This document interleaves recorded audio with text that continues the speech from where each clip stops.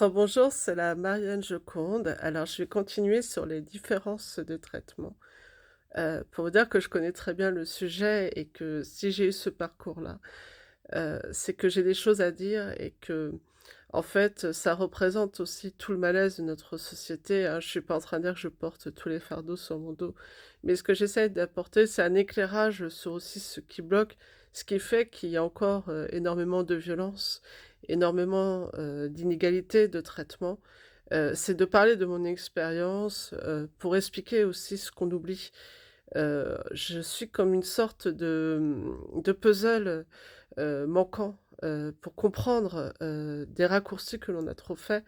Je me considère pas comme une science infuse, je me considère pas, comme, la solution seule à tout cela, mais ce que j'exprime, c'est quelque chose que je ne vois pas et que je m'identifie pas dans les définitions que l'on a fait.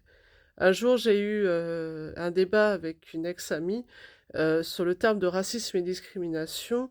Quand je lui ai expliqué mon histoire, la seule chose qu'elle a su me dire, c'est que, c'est, la façon de penser du Front national. Pardon, quand j'étais enfant, je n'avais aucune pensée, politique.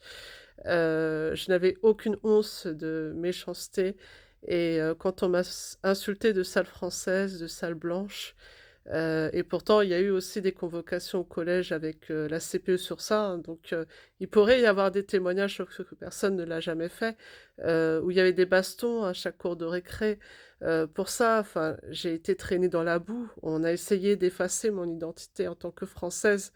On me faisait comprendre que je n'avais pas ma place là où j'habitais. Et pourtant, je vivais dans la même ville que ces personnes-là et j'étais dans la même situation que ces personnes-là. Mais parce que je m'appelais Leroy, on pensait que j'étais bourgeoise. Parce que je m'appelais Leroy et que j'étais blanche, que moi, je ne pouvais pas vivre les mêmes problèmes. Bien sûr qu'il y a des problèmes spécifiques, à certaines nations, à un certain historique, je dis pas le contraire.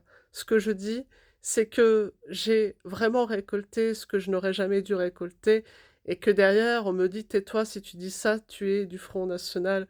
Alors qu'en fait, je n'ai jamais été raciste, alors que j'aurais pu l'être avec les différents traitements, que j'ai eus et que justement, c'est tout le contraire ce que je suis en train de dire. Donc si on fait exprès de ne pas comprendre ce que je dis, c'est qu'en fait, je pointe du doigt quelque chose qui fait mal.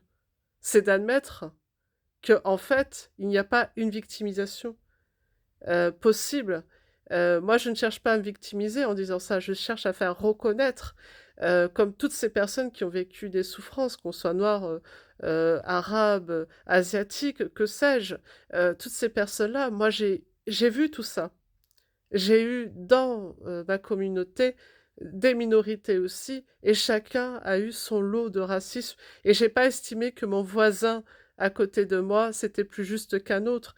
Même au sein des blancs, j'avais, une amie rousse, qu'on appelait, la rouquine, poil de carotte, et ça, tache de rousseur, et pourtant ça fait partie d'une caractéristique blanche, mais on va penser que ce n'est qu'une discrimination alors qu'en fait on attaque bien la race.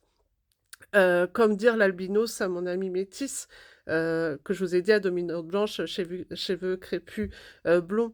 Et nous, à l'époque, quand on portait pas de marque, on était aussi considérés comme des pauvres alors que c'était eux étaient mieux habillés que nous et qu'on nous insultait parce qu'on nous disait: «Vous les pauvres». J'étais aussi traitée de pauvre malgré tout, même si je m'appelais Leroy. Vous voyez l'ambiguïté et le mélange, de quoi? Et ma copine aussi qui avait, les mêmes chaussures que moi, qui étaient pas de marque, on nous insultait heu, de je ne sais pas quoi et pourtant cette copine qui était aussi noire, d'ailleurs une de mes amies était noire et on me disait: «Bah, une noire et une blanche ça n'allait pas ensemble». Vous voyez, je ne me dites pas, ne m'apprenez pas ce que c'est le racisme. Ne m'apprenez pas ce que ce sont les discriminations, je connais. J'ai un tas d'exemples à vous dire et je n'ai jamais été au Front national et je ne voterai jamais Front national. D'ailleurs, tous mes textes le disent, et c'est pas parce que je dis ça, que je suis Front national. Je ne sais pas c'est quoi le Front national, donc arrêtez de m'emmerder avec ça.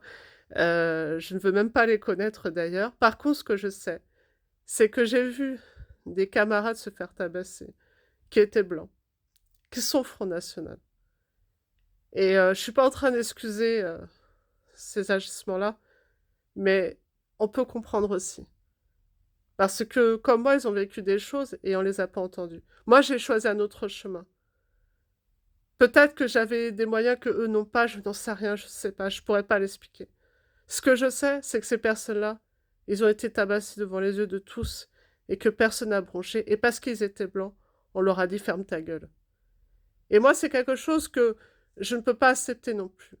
Je peux pas dire oui, je trouve que ce qui arrive aux Noirs, ce qui arrive aux Arabes, ce qui arrive aux Asiatiques et à qui sais-je, que c'est anormal et me taire parce que je vois que des Blancs aussi. Et c'est pas une préférence de peau ou quoi que ce soit, non. Parce que justement, il fallait que j'avais le droit de dire ouvertement pour les autres et j'avais pas le droit de parler de ce que je voyais aussi sous mes yeux. Et là, ça devient de la différence de traitement. Parce que c'était pas un cas isolé, c'était au quotidien, en fait. Et je ne parle pas de la maltraitance à l'école, parce que comme j'étais neuroatypique, je ne le savais pas à ce moment-là, où on m'a détruit, en fait. On m'a tiré les oreilles parce que j'arrivais pas à tenir un compas. Euh, je, je- quand je demandais de l'aide à la cour de récré parce que je me faisais tabasser, on n'a rien fait. Quand je parle pas de mon statut de femme également, j'étais formée plus jeune que mon âge, où j'étais insultée de pute. Eh oui, sans compter les rumeurs, sans compter tout ça. Je pourrais en dire des choses en fait. Et quand j'ai eu mon acné, on m'a traité de calculatrice. On me disait, toi, t'es pas normale. On en parle. En sport, j'étais toujours la dernière à être choisie. On en parle. Et pourtant, j'étais pas la plus mauvaise. J'étais pas la meilleure, mais j'étais pas non plus la plus mauvaise. Et, euh, et pourtant, je suis là devant vous, en fait. Et je cherche pas à me faire plaindre.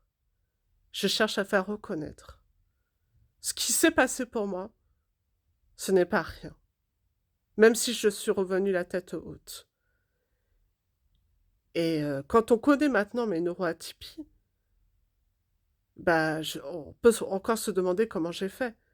Parce que je peux vous assurer que c'est plus qu'un exploit, en fait. Et, euh, et malgré tout, on ne peut plus rien dire sans être attaché à quelque chose que je méconnais. En fait, on passe mon temps à me dire, ouais, mais si tu penses ça, c'est parce qu'un tel a dit ça, ou quoi que ce soit, mais je ne sais pas de qui vous me parlez, en fait. Moi, quand je pense par moi-même. Quand je crée parce que je l'ai expérimenté moi-même. De quoi vous me parlez, en fait? J'ai pas besoin d'avoir des références d'un tel pour pouvoir forger ma propre pensée. Bien sûr que, comme je vous disais, je me suis beaucoup inspirée de Michael, etc.